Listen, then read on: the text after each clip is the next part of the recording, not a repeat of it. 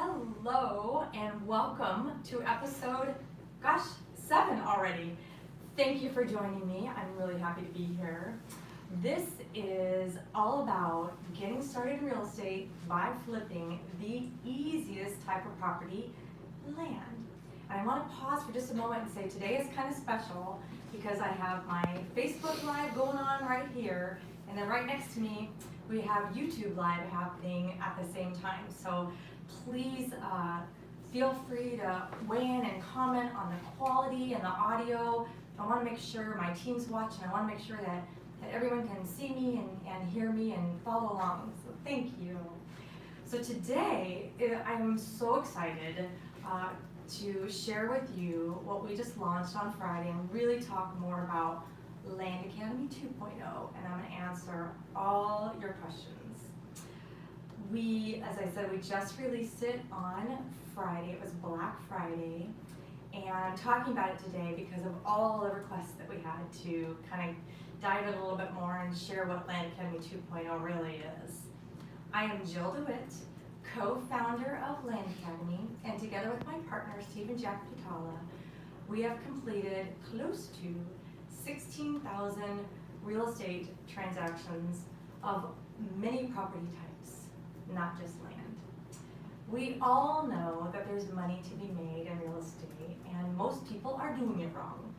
So that's why I created this weekly live show. So every Wednesday at 2 o'clock Pacific time, I'm here to help you to connect the dots so you can get started flipping land and then move on to bigger transactions and other types of real estate. Again, today I'm so thrilled to share some insight to our brand new program that was released last Friday, Land Academy 2.0. And I'm going to give you a little insight to 1.0 also. But in case you're wondering, I know we have a lot of our active members watching right now. I checked about 2 hours ago, and of the 11 videos that make up 2.0, that just again came out last Friday, in 5 days, we have 874 downloads. I thought that was pretty good. So obviously everybody's watching it, and I know that my team has already got some feedback on it, and it's going over wonderful. So we're going to talk about that, and then in about 15 minutes, I'm going to answer your questions. So feel free to start preloading those into the comment section. And so for the Facebook folks, you'll see the questions. For my YouTube folks, we're rolling you in this week. So what I want you to do is please feel free, write your questions into the YouTube comments area, and then my team is going to copy those into Facebook, and then I can answer them all. So I'm glad that you're here. Let's see here. So first I want to give you some background on Land Academy 1.0 and how best to really get started here. So Land Academy 1.0, we lovingly call it the Cash Flow from Land program, was created in 2015 by the request from our wholesale land buying customers. It took us over 6 years, it felt like 6 years, 6 months to write and edit and film the program. It is everything that you need to know to start from scratch and create your own land investment, private land investment company. We shared everything in there, including our mistakes. And we mean it when we say no stone left unturned. So the best way to get started, that's a little bit about what it is. What's the best way to get started? The best way to get started is to, while you're watching it, do it. So as you're watching, this is kind of how all of our programs are. It's very hands-on, not just theory and concept. It's really us telling you and sharing our secrets, our mistakes, how we got here, what we did right, what we did wrong, and how to get you there quick. So as Stephen, what you want to do is Stephen's sharing how to pick a county and all that goes into his thought process, you should be following along his strategy and choosing whatever county makes sense to you. Our most successful members are doing land deals in counties and areas that we haven't even touched. So we really teach you that. And when the time comes, to field a call from a seller, you already know what to do because you already listened to live calls with me talking to sellers and to the county. And you've even watched me, watched us through video how to create a deed and how to get a property recorded. So again, that's just a little background what Land Academy 1.0 is. It's everything in there. And so you can create your own online land wholesale business, flipping property from all over the country. Remember too, you don't have to be there. You don't have to see it, you don't have to stand on it, and we show you how to do all that. Now for many of our members, that's enough. Land Academy 1.0 is great. They learned from us. They naturally moved on to bigger deals. And it's funny because we know that they're pulling data, we know that they're sending mail, and we can see them posting on our land selling site, Landkin, and they're happy. So, and some people, they just simply joined with us to learn how to purchase their, their next primary residence or their cabin property or their retirement, piece of land that they want to build on. So that's what's been happening. So why did everything's going great, everybody's happy, why did we create Land Academy 2.0, and what is it? Well, we have found that we have successfully created a group of very smart, motivated investors who are ready and looking for insight to the next level. And that's where 2.0 steps in. 2.0 is infill lots and larger dollar or acreage deals. So this second program is a step-by-step, or Land Academy 2.0, is a step-by-step guide to sourcing, pricing, completing escrow, and creating a buyer's list for these property types. So here's a couple things that it includes. Yeah, it's so great. Stephen has created a tutorial, and it's amazing. He shows you how to red, yellow, and green light real estate deals and zip codes to be able to predict sales prices, days on market, and profit margin with a predictable and consistent outcome. The data really tells you what to do. You only need to know where to get it and how to use it, and that's 2.0. It also includes detail on the due diligence needed. These are a little bit different property types. There might be more things involved. So that's all covered, where to get it, and what to do when flipping larger acreage on these infill lots. Also included is understanding how builders value land so you know what you can sell them for. A lot of our buyers for infill lots are builders, and you need to know how to not only source it, buy it, find it, but how to strategically price it so these builders want them from you and buy them from you. And when done correctly, or just follow us basically, you will have quickly create customers for life with these builders, and the next thing you know, they're putting in orders for, I want everything in a zip code, how many can you get me? So that's the beauty of it all. And then another nice thing, one of the best things I think about 2.0 is it includes, over 3 years, more than that, of member feedback, and we share the highlights and some of the areas that they struggled. And all of this is in the name of getting the next generation ramped up even faster.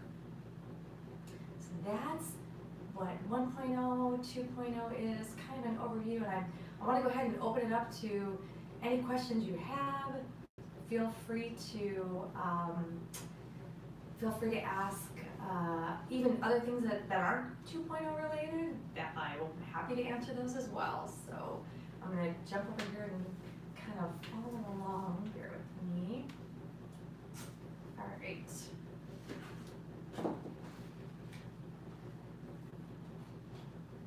Let's see. Hello. Hi. It says Jordan. Oops. That was from before. Message you for answer the question. Thank you. Let me jump again. Let's see. Here we go. We had, it's great what you're saying. It's so nice. I had some questions before the show, and I love that. So bring them. So just so you know, as we're getting ready to do this show, we are going to watch and pay attention to your questions. So maybe you're at work, and maybe you're hiding under your desk. You're not supposed to be doing this on your work time right now. Load in your questions, even when you have a moment, and I'll look them up and I'll read them live for you, and then you can, if you can't watch it live, you'll get them later. So, all right. So here's a long one. So Trena, I'm hoping I pronounced that, Trenya. Thank you for asking. Jill, I'm newer to the land business, and I have a question about getting tax delinquent lists from the county.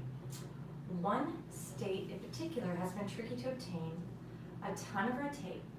A friend of mine who's been working with your program for a while now mentioned your course, didn't have a lot to say about this particular state, and so she made the assumption that maybe you were avoiding it for a reason. Are there states you necessarily avoid based on difficulty to get the list?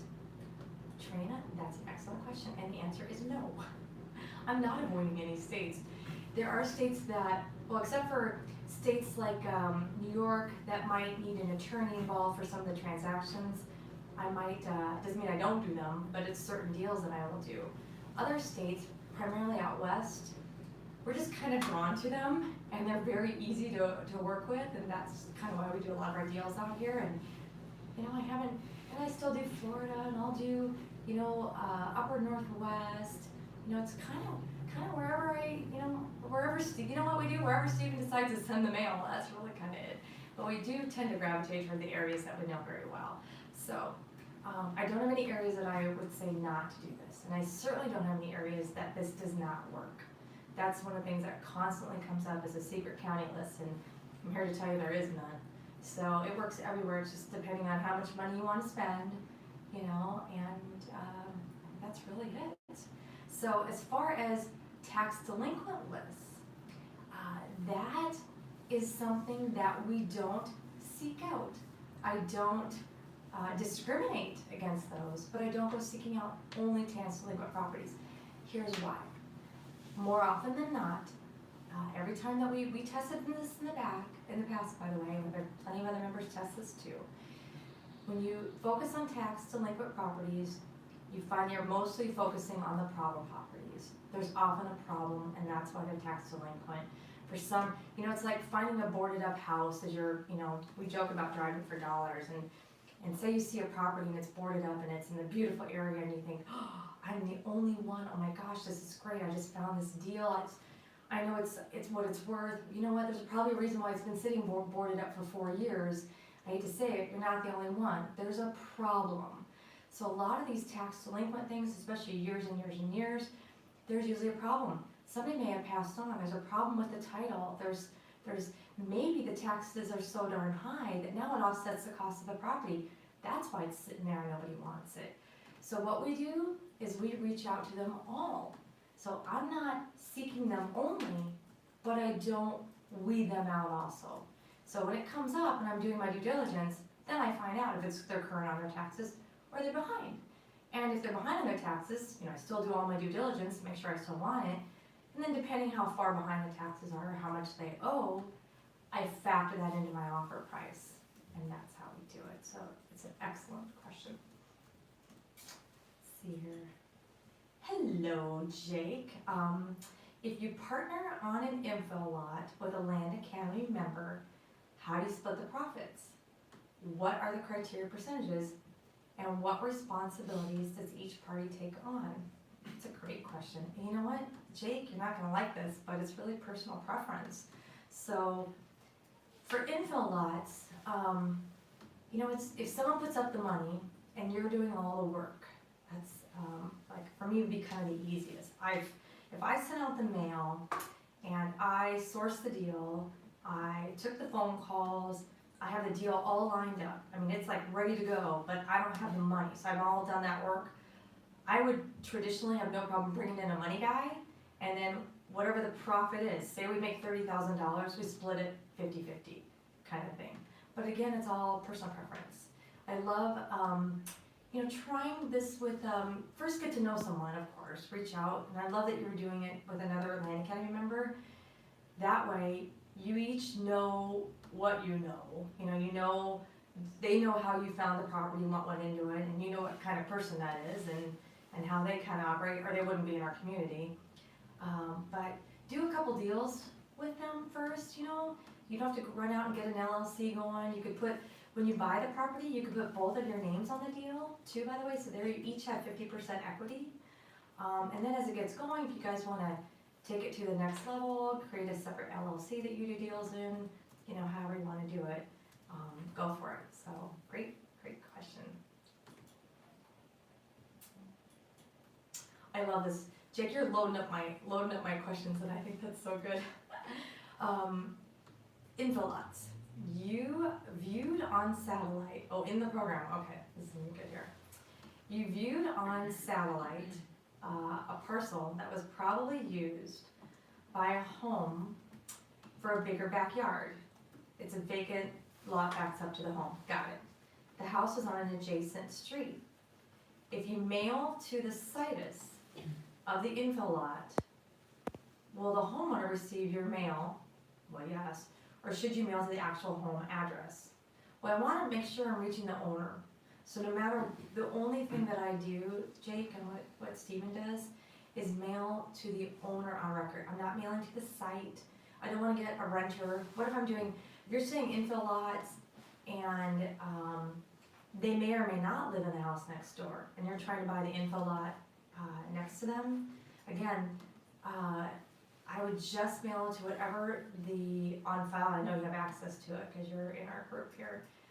That whatever the county tax records go, just use that address, just in case there's a renter in there, so they don't get it. Like I said, excellent question. Oh, I like this one. TaxSaleList.com is no longer free. Is it still recommended to use? We went around that and circumvented that ourselves. So what you want to use, Jake, because this, when we started 1.0, that was the way to go. They had a lot of great free information, and then over some time, the company got sold, and I know Stephen was good friends with the owner, and we didn't have the same relationship with the new company, and they don't work with us as well. So here's what we did. Stephen created CountyWise. So all the information and all the due diligence that you're trying to do, picking a county, let me back up here. What Jake is asking about is, when I'm picking a county and testing an area for reason, before I send out offers to make sure it's a good area that I can expect to get a good response from sellers, we look at a lot of different things like census maps, population density maps, and we look at back tax numbers, not any particular if they're on a list or not, but we look at, okay, what percentage of properties in this county are in the back tax situation. That's a gauge that we check. So one of the places we used to go for this was a free website that Jake mentioned, which is no longer free. So Stephen took, I don't know how many weeks this took, but he had a team putting together all the data and made it free to everyone. It's not just members, so if you need this information, it's free to you also. It's CountyWise.com, so check that out, W-I-S-E, and that's where you can get all that.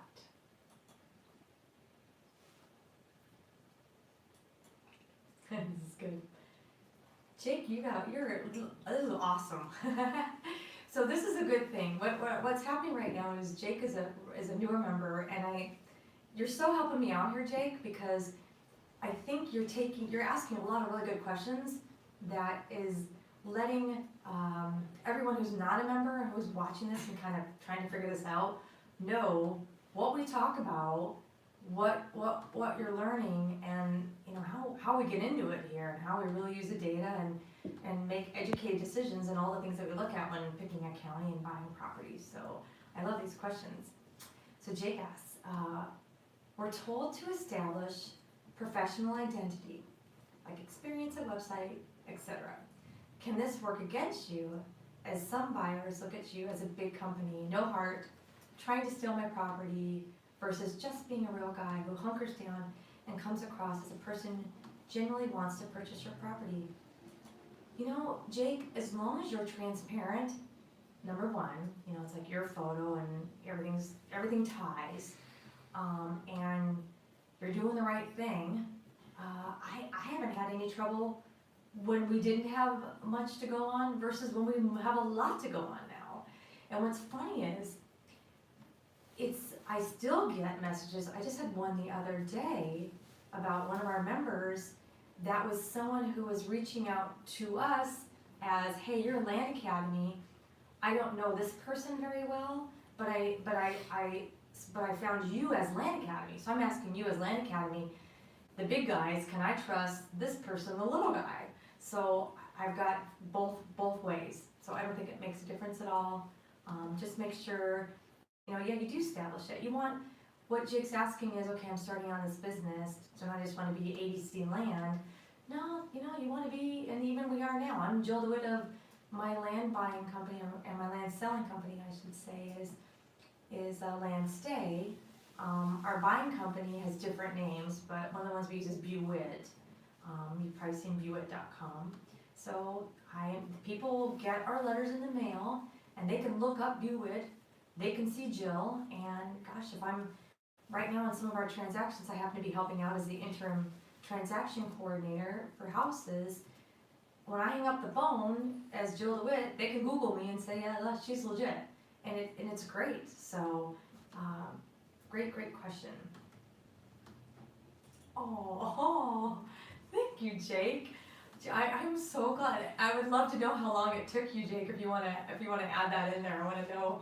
Was it because we launched? I would love to know, Jake, when you started and when you ended, and how many hours you spent there. So Jake said, I devoured 2.0. Every video is done. I'm so happy because that means that's so good. We launched that. I think it was midnight. I want to say it was midnight Pacific time on Good Friday. So I was hoping to stay up and kind of peek and see who logged in. I didn't do that, obviously. I fell asleep, but for after our big Thursday, of course, Thanksgiving.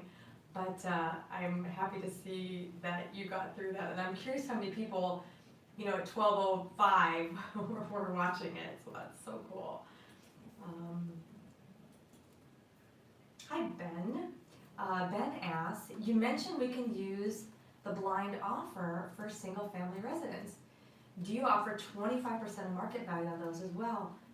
Excellent question. And no, we do not. So, a couple things.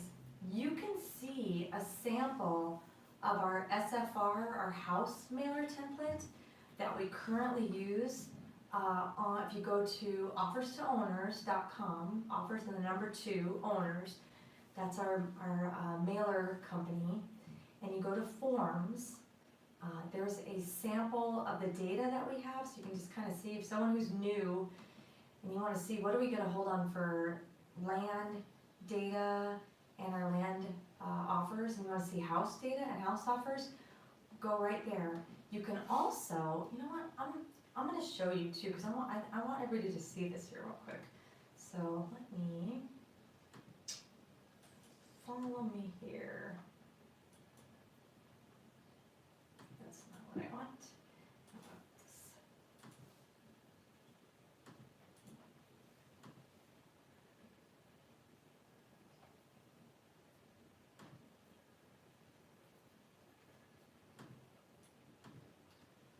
Me. All right, offers to owners, here we go. All right, so if you go to, here we go, download forms.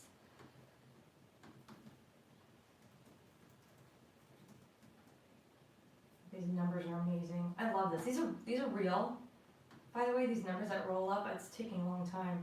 So last month, 138,000 offers mailed and 231,000 records pulled.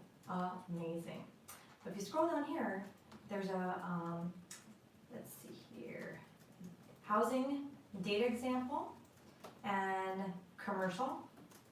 And we have full service if you want to help getting the data. And then here's mailer examples too.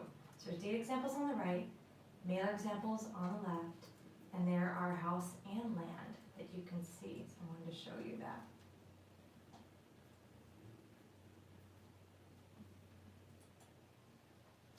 There we go.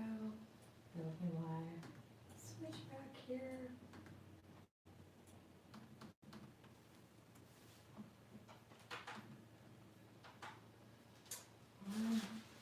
I hope our YouTube folks are following along great and everything's going well for you. Okay, so back to, thank you Ben, sorry about that, back to your question. So that's where the templates are.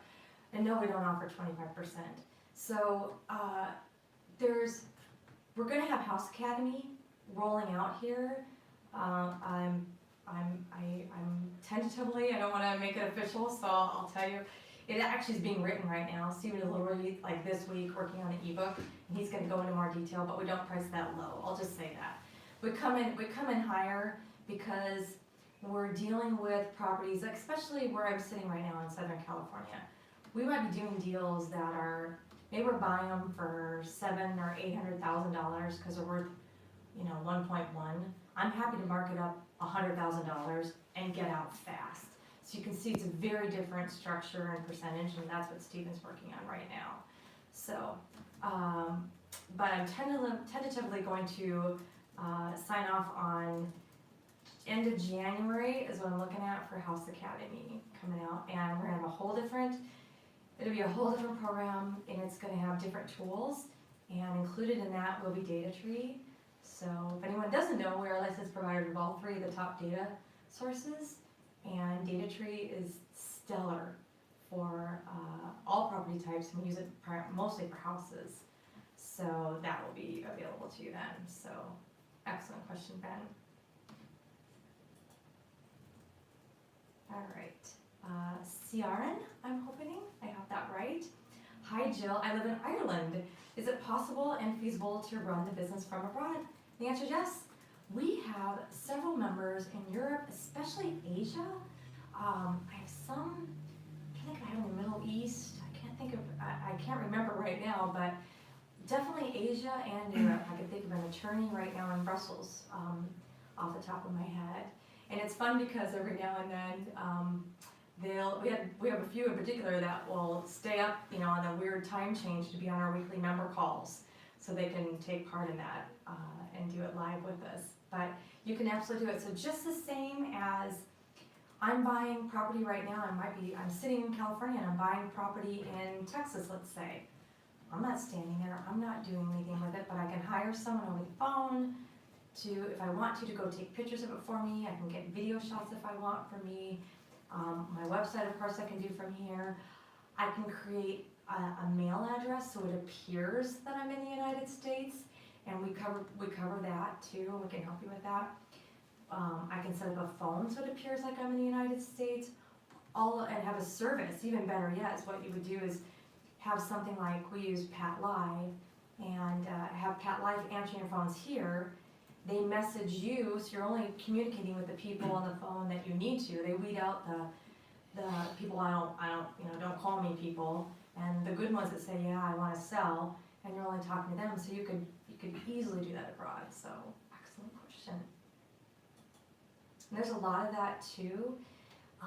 If you go into our online community, landinvestors.com, and you could type in, international, or just something, and you'll find people in our group there, and you can start talking to them now about some of what they did, to get it set up and speed it up for you. Skylar asks, how long should I wait to mail the same county again after a price mess up? That happens, and that's okay.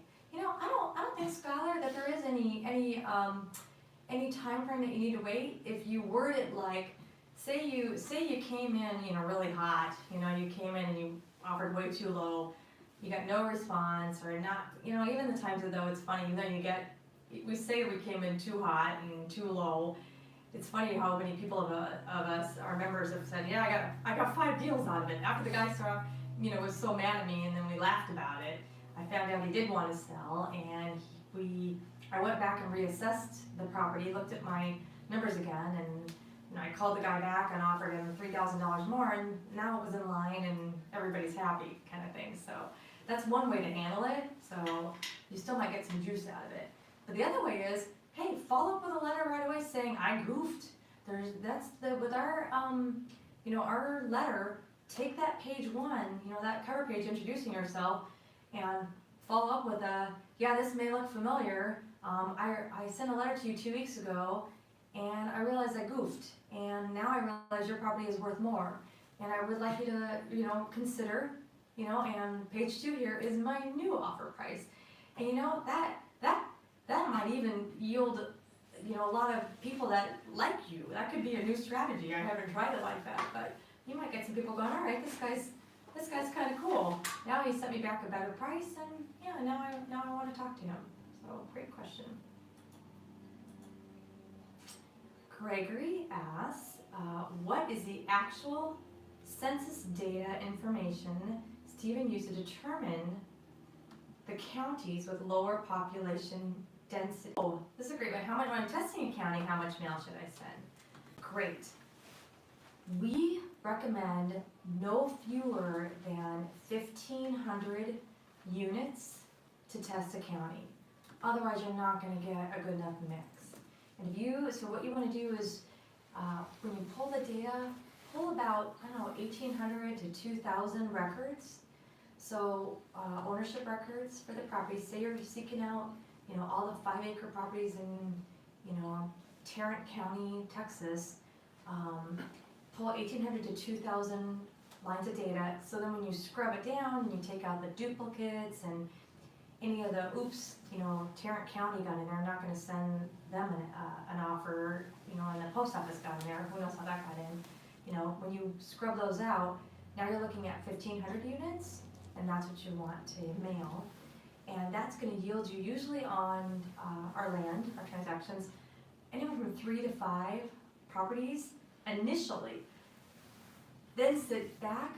Once you start this process, it's going to keep on going. You will find 3 years from now, heck, I've got 10 years experience now. I mean, more than 10, but all in all, between the two of us, but we still have calls coming in from people that are staring at offers from 2007, and now they want to sell. They got the offer, they weren't ready at that time, so they put it in their file, and they stuck it away.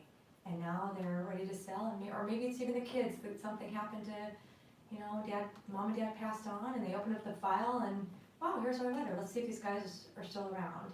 So so even though 3 to 5 is now, it'll keep happening down the road. All right. So I have one here that was added in. Great. What are you doing here? I wonder how you exactly process your mailers. Okay, I can't tell. I'm saying MG. I guess the MG Corner wrote in, so I'm trying to guess here. So how do you process your mailers? Okay, great question. Offers to owners. That was, let me show you real quick here again who that is.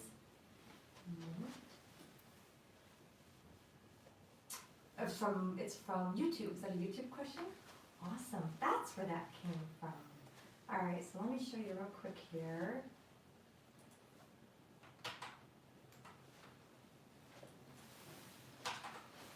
Okay, so we should be seeing offers to owners. Maybe we're not. Let me fix that. But hold on a moment here. Sorry to hide the question. Can you hide that? Thank you. Bear with me. All right, so now we're looking at offers to owners. So the question is, how do I do my mail? This is it. So let me give you a little backstory. We, like many of us, were struggling to find the best, cheapest, fastest mail out there, and we couldn't find it. We did our best for a while, and so basically we made our own company. So this is our company. Offers to Owners is our mail company. And there's different pricing for members and non-members. You can go on here, check out the pricing, there's all kinds of samples on here.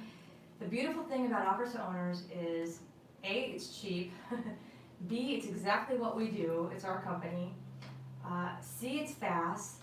D, there's no setup fees, by the way. I'm running out of fingers.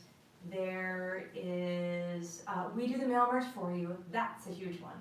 One of the reasons we created this company too is because we couldn't find anyone that would help us out and do a mail merge. Because some people were getting hung up on, great, I have my data, and I have my, switch back here. Great, I have my data, and I also have my template letter, but this mail merge thing has got me confused. Well, forget it, don't worry about it. We'll do it, our company will do it, there's no cost for that too. So we do the mail merge for you. And the other great, wonderful, amazing example, or reason why we have this company is, and I'll tell you, it's Omar. So the guy that runs it works for us full time, and he's here in our offices, and his name's Omar. And the service and the quality of the product and the speed and what he puts out for you is phenomenal, and I know that from our customers, and I know people that, you know, it's the best. So that's how we process our mailers. Now, do we send blind offers? We absolutely do. That's exactly what we're doing. But we don't, and what we do though is we send, it's not just a random hand just throwing out an offer. It's a very good, well thought out, strategic offer down to the penny. So I would highly recommend looking at our template on offers to owners and seeing it, and you'll get you'll see what goes into them, and it's amazing. I mean, we've learned this over the years. We're not guessing here. We've tried all the ways, and now we have hundreds of members that are successfully doing it too, the exact same way we did, you know, with all the different steps and all the same format. Let's see here. Do you send out a buy contract with an open number, or do you pick a price up front? So yeah, so we do. It's a 2-page template. So if you go on offers to owners, you'll see the front page, what gets sent out to a property owner. The first page is a kind of an introductory letter, who we are, how we got your information, that kind of thing. The second page is a 1-page purchase agreement detailing the property, and it's very personal. It's not just to customer, you know, Mr. Jones. It says, you know, Mr. Bob Jones, and it's your property on 123 Main Street, or it's your property APN such and such, and it's 2.46 acres in this county. So the guy gets the letter and knows right away, wow, they do have the my right property. And then it's an offer in there for the exact, I want to buy it for $4,992.85. And it's signed by us. There's a place at the bottom for him to sign it and add in any notes and basically send it back. And that starts the process, and that's how we buy it. So, excellent question. Okay, so Jake's sharing with everybody that the chapters in 2.0 are relatively short and to the point, and he binge watched so good. I'm really glad. That's awesome. Oh, thank you, Jake. I think Ben is asking because we include SFR from the land use section. This is true. Thank you, Jake. Gosh, you're smart here, Jake. Jake's got this. Jake's answering the question. So we include SFR from the land use section, but since you use 0% improvement, that's true, it will still include any property classified as SFR but no improvements. Maybe this is technically an infill lot. Yep, bingo. So we're picking the land use that will include SFR, but if it's not, that's one of the things about the data that we have and why we need really good quality data. And I can't just go to the county and say, send me a list. You know, I need to get in there and really get detailed. And one of the things I do is we pick particular land uses, and we also put in there improvement percentage, an improved percentage of 0. So if a property's improved on, it's got a structure, they poured a pad, something like that, now it's improved on, it's going to have a percentage of improvement. So now I know I'm not dealing with the rural vacant land. But when I can go in there and I can put an improved percentage of 0, now I know it's land. So that's what he's talking about here.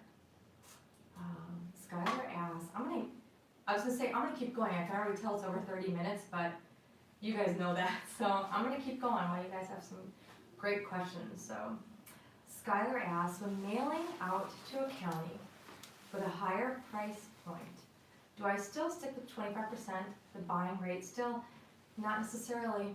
You know, you're right, it's gonna vary.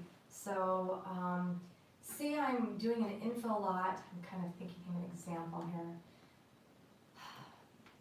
Some properties, when you get to the higher dollar amounts, you're gonna offer a higher price point because you're still going for that sweet spot. Like, we don't touch properties traditionally if I'm not gonna make, I don't know, for land, you know, $25,000 or $50,000 on it. Less than that, it's not worth my while.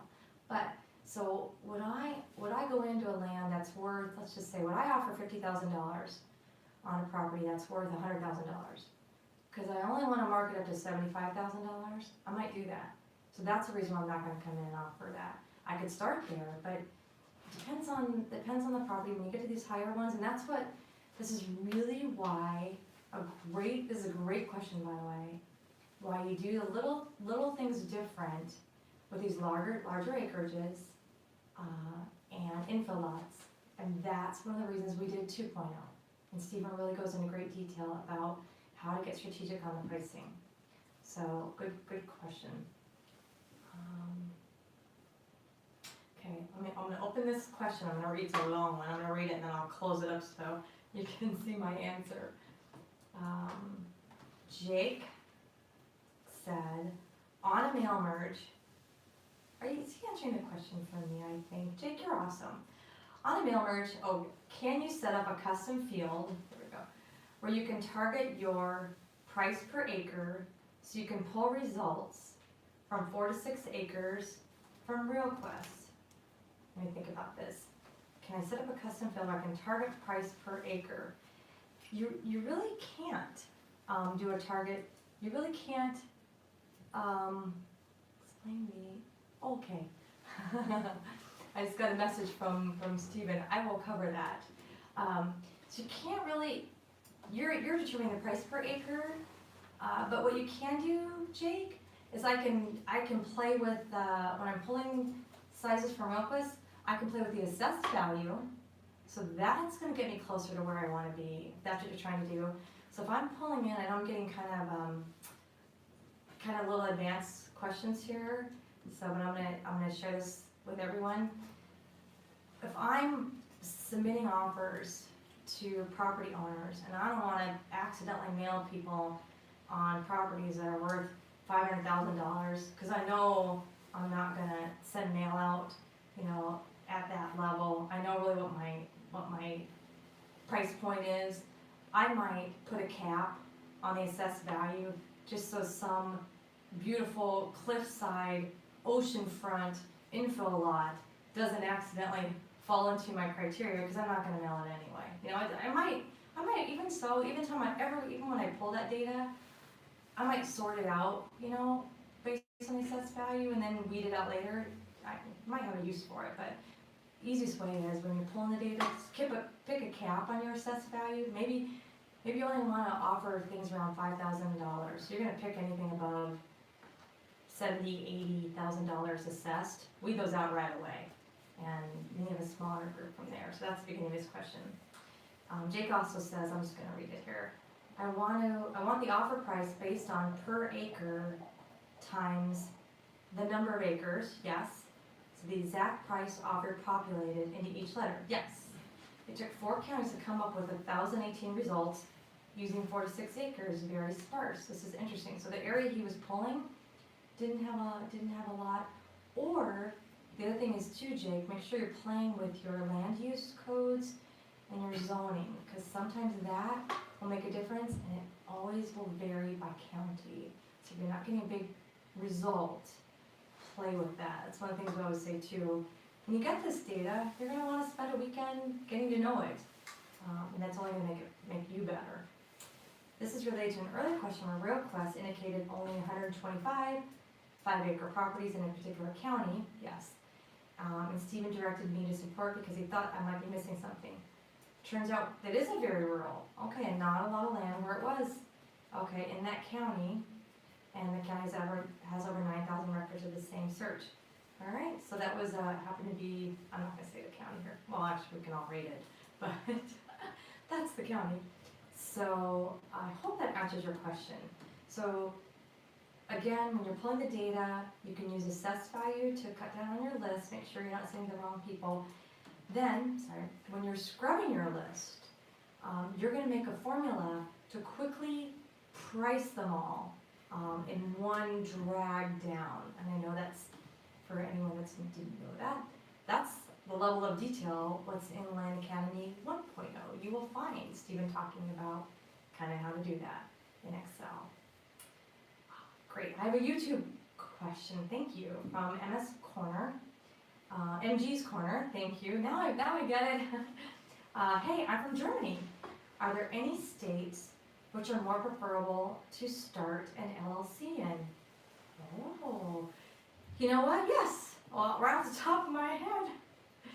Now I'm not sure. I don't know about citizenship making a difference. I'm not a professional there, but I'll tell you from our personal experience.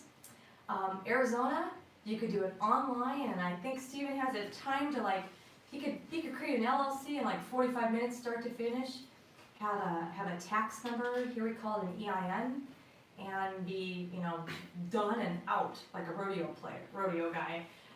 California, not so much. There's a lot more that goes into it, and some states you have to have an attorney involved, so they take a little more time. Some states require you have a physical address there. I want to say, don't quote me here, but I want to say Nevada, we talked about that at one time.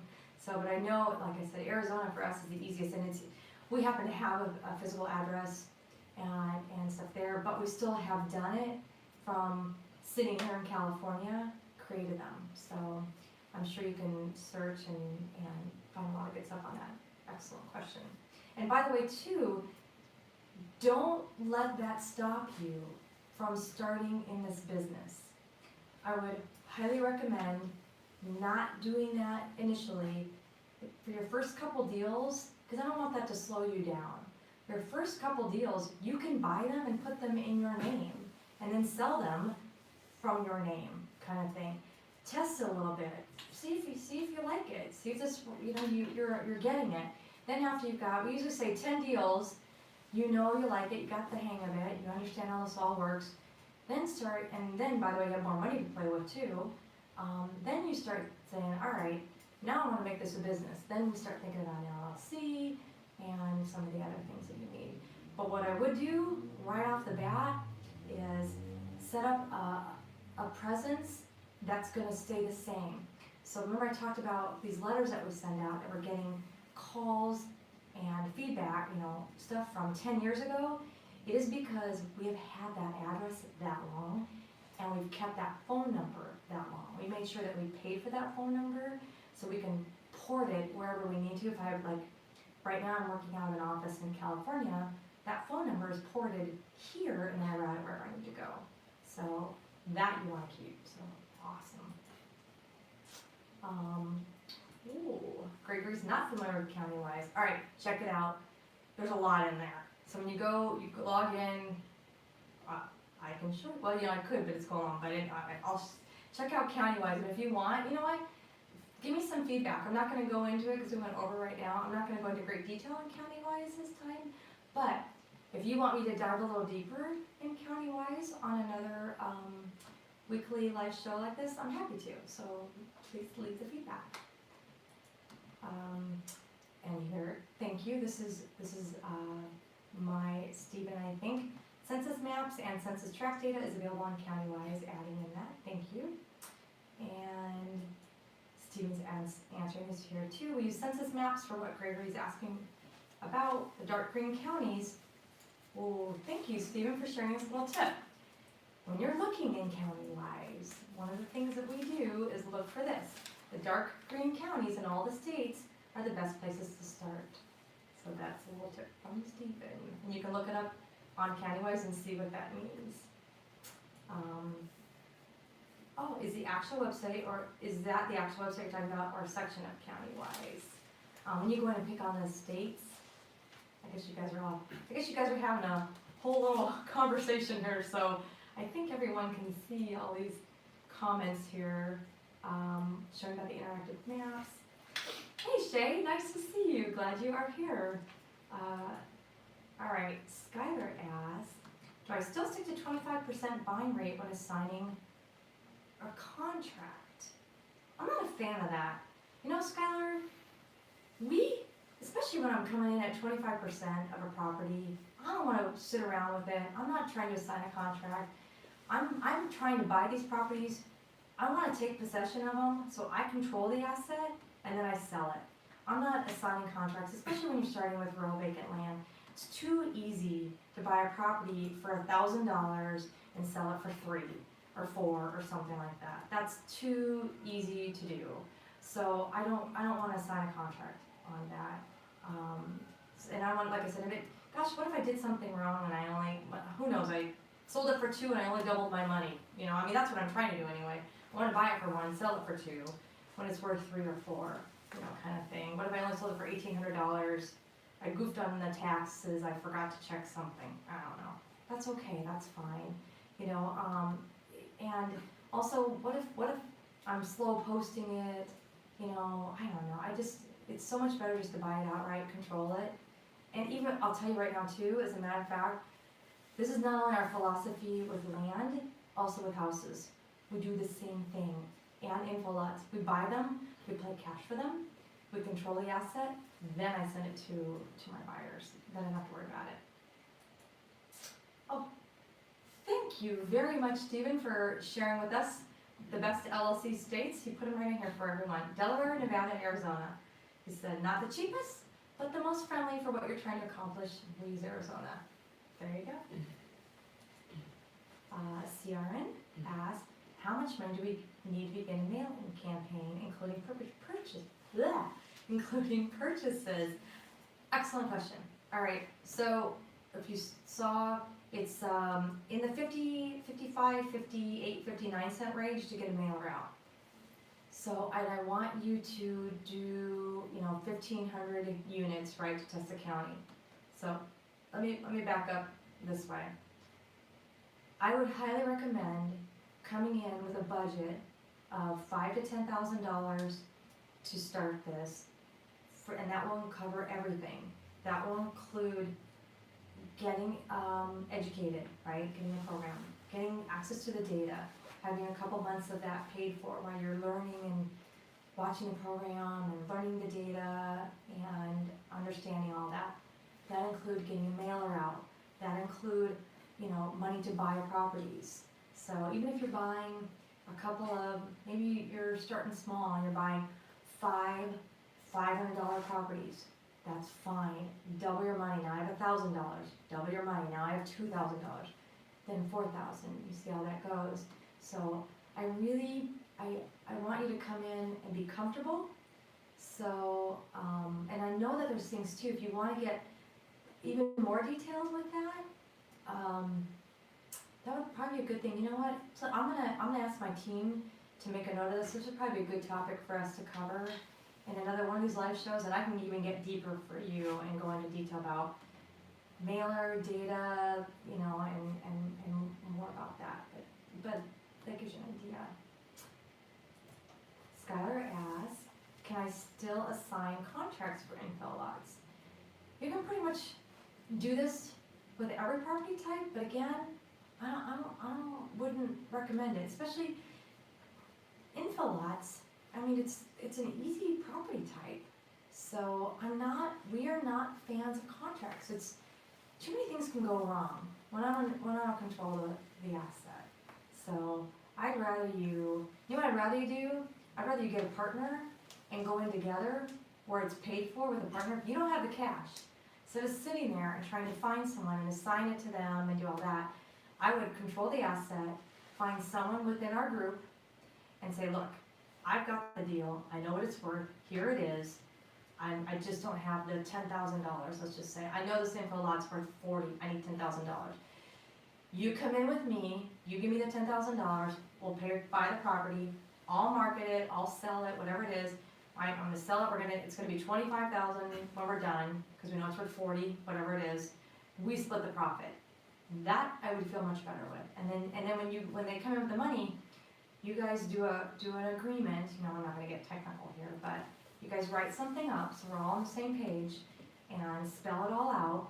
and put both your names on there, or here's another idea, if the money person's not real comfortable, put them on it, because they're paying for the property, but have an agreement that when it closes, you both get paid out of escrow, split the profits however you want to, and I think that would be a much better way to get started, so. Got it. Thank you, Jake, but looking to leverage. I understand. I like the safe way. You know, I used to joke about that, you know, and it's true. I sleep very well at night because there's a lot of property that we own, and some it's not even posted. We haven't, sometimes we don't get it posted in a timely manner. You know, I'm buying and it's working its way through the system. Anyway, I sleep really well at night knowing that I own all this property and it's paid for. I don't care if it takes a week to sell. I don't care if it takes a month to sell. No one's knocking on my door because there's a mortgage or anything associated with that. And it looks great. So I'm letting you go the safe route. So thank you very much. I think, did I cover, okay, I got one more. I'm gonna cover this last one. This is our longest one yet. I guess taking that week off, maybe we saved up our questions or words getting out. Either way, I'm really, really happy you all are here and happy to answer these questions. Ben asks, let's see here, if market value is $12,000 per acre for a 10-acre parcel, would you still offer 25%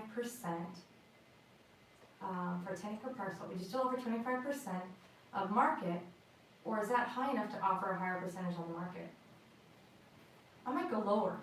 Honestly, that's a very good question, Ben.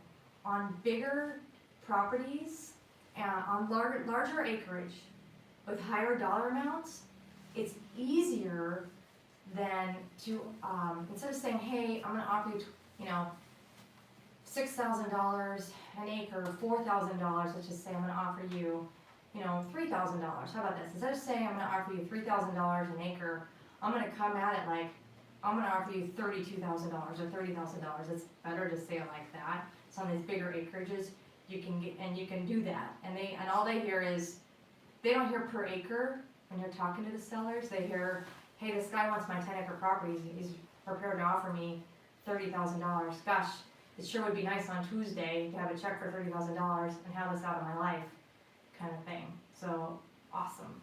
Yes, we will. Okay. So a couple things real quick, and I'm gonna wrap it up here. So Jake says membership call tomorrow. Oh heck yeah! I'm gonna tell you. If you guys are okay, I have two special things to share too. By the way, I forgot. Yes, on the membership call tomorrow, we have a special guest coming with us on the membership call tomorrow. Justin Sleva, who rocks our inner group, will be with us live in our studio with Stephen and I. I'm not sure how we're all going to fit in there, but I know Stephen and Justin have a game plan. So he will be on our member call tomorrow. So please join us. If you are not a member of Land Academy and you would like to be on this member call tomorrow and be a fly on the wall, or heck, even ask a question, you are welcome to join us. All you need to do is send a message to my team at support@landacademy.com and say, hey, oh my gosh, I want to be in this member call tomorrow. I want to know what's going on with you guys with the doors closed, kind of thing. And you can have a one-time invite to our member call. We will let you in. The second thing I want to share before I wrap this up here is Land Academy Light is coming. So I know, I started off doing this show to see who needed some more guidance. We have our member call, but I wanted this open forum for anybody who's not a member to ask any question, obviously, about what we do and how to build your company. So we have decided to come up with a product for folks that aren't quite ready to jump into the full-on Land Academy. Maybe it's financially, or they want to test us a little bit, or something going on, some other reason, but they want to just kind of see. We're going to come up with it's going to have a monthly thing instead of a plopping down for a program. It's going to have like a monthly membership, which will include its own separate education, done mostly from me, but Stephen will be in there also. So watch for Land Academy Light. That is being worked on right now, and that is a result of this show and your questions, and it's going to be awesome. So great, thank you. Jake says bam about for the thing, and Skylar, good. Skylar, I'm going to watch for you on our calls at 3 o'clock, so people too. Our weekly closed member call, which you are all invited, is at 3 o'clock Pacific time every Thursday. So thank you so much. This is, wow. Thank you so much for joining me today. Again, please feel free, either in YouTube, I'm glad you're here, Facebook Live, I'm glad you're here. Leave any comments you have, any topic suggestions you have. Check out Land Academy, get our free ebook. If you just stumbled across us, you want to know more about what this is about, get our free ebook. And thank you. I am Jill DeWit from Land Academy. I'm here to help you get started. That's the hardest part.